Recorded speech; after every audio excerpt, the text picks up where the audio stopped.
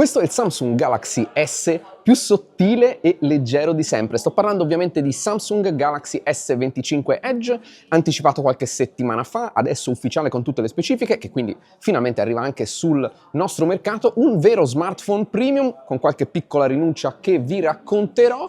Per vedere per primi la recensione completa di questo S25 Edge, ovviamente dovete iscrivervi al canale e attivare le notifiche selezionando la voce tutte sulla campanellina. E adesso iniziamo, ma prima provate a indovinare nei commenti qual è il suo prezzo.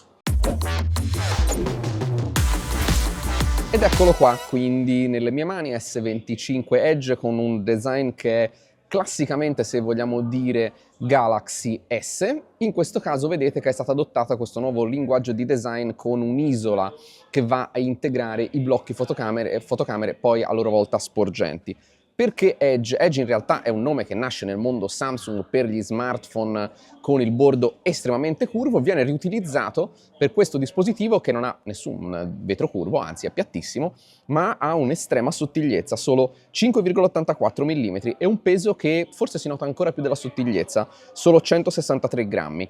Sul retro un vetro Gorilla Glass Victus 2, il frame è in titanio, quindi proprio come S25 Ultra, e quindi colgo l'occasione in questo momento per farvi vedere quella che è effettivamente un'apprezzabile differenza in termini di spessore.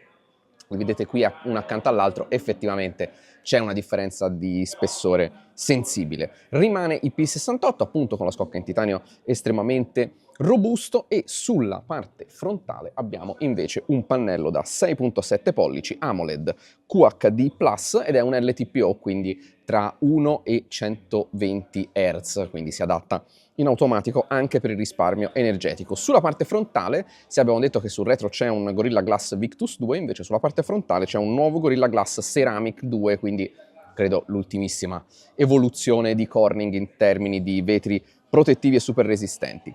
Sul retro abbiamo visto le fotocamere ma non le abbiamo commentate, sono due, non tre e non una, come potrebbe essere quella dell'iPhone super sottile, 200 megapixel, 12 megapixel grandangolare, quindi l'assenza di una zoom dovrebbe essere colmata in parte dal fatto che la 200 megapixel può fare degli ottimi ritagli, e una frontale da 12 megapixel. Il processore è uno Snapdragon 8 Elite, ci è stato detto essere lo stesso identico dal resto della famiglia, poi ne proveremo le prestazioni, con 12 GB di RAM e 256 o 512 GB di memoria interna UFS 4.0. Il lettore di impronte digitali ovviamente rimane quello ultrasonico dei modelli precedenti.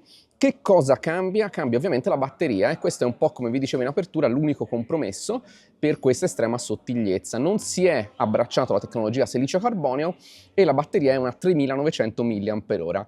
I numeri ci dicono che non è enorme, ci vorrà ovviamente la prova per scoprire se comunque l'autonomia sarà quantomeno adatta a un dispositivo simile. La ricarica cablata a 25 watt, la ricarica wireless sempre standard C2, quindi compatibile fino a 25 watt. Insomma, uno smartphone che sicuramente stupisce, sembra che stia per tornare una moda di alcuni anni fa degli smartphone super sottili. Fatemi sapere nei commenti se stavate aspettando una rivoluzione di questo tipo e se questo S25 Edge stuzzica la vostra fantasia. Anche questo smartphone ovviamente con 7 anni di patch di sicurezza, ma anche nuove versioni di Android, quindi assolutamente l'altissimo standard imposto da Samsung. Non mi rimane che parlarvi del prezzo. Se non l'avete fatto vi lascio un altro paio di secondi per provare a indovinarlo qua sotto.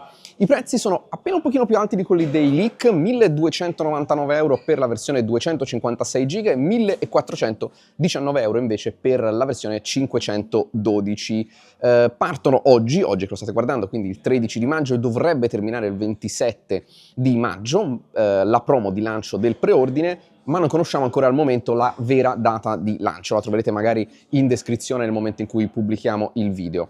Questa promozione vi permetterà di portarvi a casa il 512 GB, sicuramente più ghiotto, al prezzo del 256, quindi 1.299 euro. Fatemi sapere cosa ne pensate. Io vi ricordo che arriverà ovviamente la recensione di S25 Edge, non perdetevela iscrivendovi al canale e attivando la campanellina e poi selezionando la voce tutte per non perdervi neanche una notifica. Grazie per essere arrivati fino a qui e noi ci vediamo a un prossimo video.